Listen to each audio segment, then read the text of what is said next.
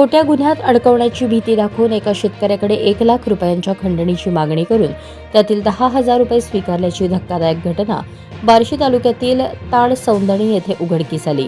या प्रकरणी बार्शी तालुका पोलीस ठाण्यात 2 महिलांसह 7 जणांवर भारतीय न्याय संहिता BNS कलम 308(2), 351(2), 352 आणि 35 अन्वये गुन्हा दाखल करण्यात आला आहे।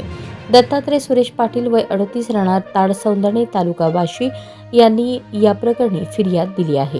पोलिसांनी दिलेल्या माहितीनुसार ही घटना 6 डिसेंबर 2025 ते 24 डिसेंबर 2025 या कालावधीत घडली।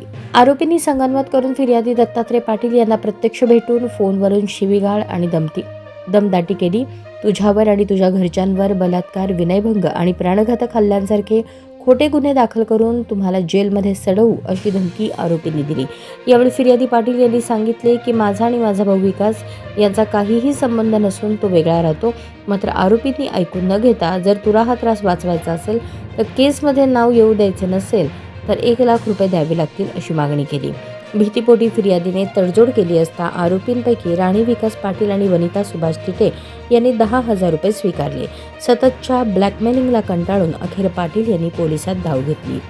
गुन्हा दाखल झालेले आरोपी असे गणेश अनंत जाधव राहणार शेटफळ तालुका मोहोळ, राणी विकास पाटील बाबूराव उर्फ माधवराव छगन साळुंखे, रतन सुभाष थिटे, वनिता सुभाष थिटे, सुभाष विठ्ठल थिटे, पल्लवी बाबूराव साळुंखे, सर्वजण राहणार सध्या लिंबोणी बाग, तावरी विभाग, धाराशिव।